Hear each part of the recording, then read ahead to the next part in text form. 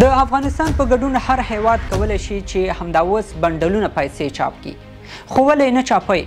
څه وجه ده چې کله افغانۍ اوچتې شي او کله راوغورځېږي، او د دې اوچتېدو او راغورځېدو سره د شیانو په قیمتونو ولې اثر پرېوځي؟ راځئ نن په دې ځان پوه کړو چې پیسې څنګه کار کوي. زه باوري یم که دا ویډیو مو تر پایه ولیده ستاسو ذهنیت به د پیسو په اړه په بشپړ ډول بدل شي. $931.4 million. That's how much the Federal Reserve.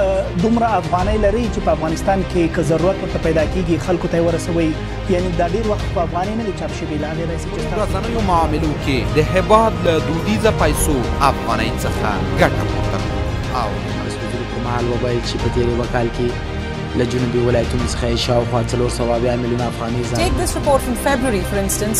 This is when Afghanistan's central bank received a cash package of $40 million. راځئ یوه شیبه فکر وکړو چې موږ ټول میلیونران یو، هر چا سره ښې پریمانه پیسې دي، او ته یو له دغو میلیونرانو یې. کالیو ته دې ضرورت شو، بهر لاړې او ځان ته ښایسته کالي اخلي، خو بهر ګورې چې د کالیو هیڅ دوکان نشته، بیرته خپل کور ته خپه راستنېږي. یوه شیبه وروسته وږی شوې، غواړې په یو ښه رستورانت کې ډوډۍ وخورې، بهر وځې ګورې هیڅ رستوران نشته دی. زه خیر کالي به ځان ته پخپله جوړ کړې، خوراک به هم پخپله په کور کې پوخ کړې، خو که په غاښ دې شدید درد شو بیا به څه کوې؟ بهر خو هیڅ ډاکټر هم نشته. دا ځکه چې ټول خلک میلیونران دي او هیڅوک پیسو ته ضرورت نه لري چې زحمت وباسي او ویې ګټي. نو دا په جیب کې چې د میلیونونه پیسې دي، د دې پیسو ارزښت څه شو؟ ارزښت یې ختم شو. نو دا کاغذي نوټونه چې تاسو ګورئ دا هغه وخت پیسې ګڼل کیږي چې ارزښت پیدا کړي. که دا پیسې ارزښت ونه لري او خلک پې باور ونه کړي، دا تش کاغذونه ګڼل کیږي. خو پوښتنه دا ده چې پیسې ارزښت څنګه پیدا کوي؟ تاسو چې هر چیرته کار کوئ په اصل کې د ارزښت د ترلاسه کولو لپاره یې کوئ، او د میاشت په اخر کې تاسو د همدې کار د ارزښت یو سند اخلئ چې پیسې ورته وایي. یا که تاسو په بانک کې پیسې لرئ، معنا دا چې تاسو په بانک کې یو مشخص ارزښت لرئ چې د خپلو ضرورتونو لپاره یې استعمالولی شئ. مثلا تاسو له یو چا سره د نجارۍ په برخه کې 2 ورځې کار وکړ، تاسو ته یې 500 افغانۍ درکړئ. دا 500 افغانۍ ستاسو د هغه کار د ارزښت سند دی چې تاسو اجرا کړی دی. ته په دې سند باور لرئ چې له تا یې هم خلک اخلي، نو زه د خپل کور لپاره پې غوړي، رومیان او وړه اخلي. د دوکاندار همدا سند راخلي او خپلو کارمندانو ته یې د میاشتني معاش په توګه ورکوي، او په همدې شکل پیسې خپل ارزښت پیدا کوي، د خلکو ترمنځ چلیږي او د ژوند ټولې چارې ورسره اسانیږي. پخوا چې به پیسې نه وې، خلکو به د کار په بدل کې د ضرورت وړ شیان تبادله کول.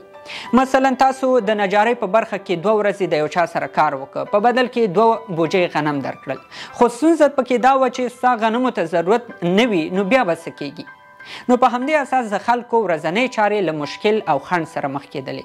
د سکو او پیسو له راوتلو سره دا ستونزه حل شوه. هر څوک اوس کولی شي چې د خپل کار د ارزښت په بدل کې هماغومره د پیسو سند واخلي او بیا یې خپله خوښه چې په دې سند ځان ته غنم اخلي او که د ضرورت نور شیان اخلي. لنډی دا لکه څنګه چې وزن په کیلو ګرام اندازه کیږي، همداسې ارزښت په پیسو اندازه کیږي. یعنی پیسې د هغې ارزښت واحد دی چې موږ د کار په بدل کې ګټلی وي. خو د پیسو ارزښت په دې پورې تړلی چې خلک پرې څومره باور لري، او دا باور خلکو ته دولت ورکوي. تاسو به لیدلي چې په هر نوټ یې لیکلي د دې سند لرونکي ته واده ورکول کیږي چې د غوښتنې په وخت کې دغومره افغانۍ ورکړي. یعنی موږ په دې باور لرو چې که د 100 نوټ چاته ورکو، په بدل کې به یې ټاکل شوې اندازه غوړي او بوره راکوي. خو که د خلکو باور په پیسو راکم شي، نو پیسې خپل اهمیت له لاسه ورکوي او بیا پې هغه اندازه غوړي او بوره نه کیږي. په ساده شکل که ووایو، هر شی چې زیات شي خپل ارزښت له لاسه ورکوي. نو دولتونه هم په همدې اساس له خپلې اندازې ډېرې پیسې نه چاپوي چې د پیسو ارزښت ورسره راغورځېږي، او کله چې د پیسو ارزښت راوغورځېږي، د ټولو مهمو شیانو قیمتونه ورسره پخپله اوچتېږي. تاسو به اورېدلي چې د وړو قیمتونه اوچت شول. د دې ساده معنی دا ده چې پیسې زیاتې شوي، خلکو وړه ډېر اخیستي دي، په همدې خاطر په بازار کې وړه کم شوي، او کله چې وړه کم شي او اخیستونکي زیات شي، د وړو ارزښت اوچتېږي او قیمتونه هم لوړېږي. یعنی په بازار کې چې پیسې څومره زیاتیږي په هماغه اندازه پیسې د نورو اسعارو او توکو په مقابل کې خپل اهمیت له لاسه ورکوي او ټیټیږي. یو ځل د زیمبابوې هیواد له خپلې اندازې زیاتې پیسې چاپ کړې او مارکیټ کې وویشلې. ناڅاپي قیمتونه دومره لوړ شول چې د یوې ډوډۍ اخیستلو لپاره به خلکو پیسې په بوجیو کې له ځان سره وړلې.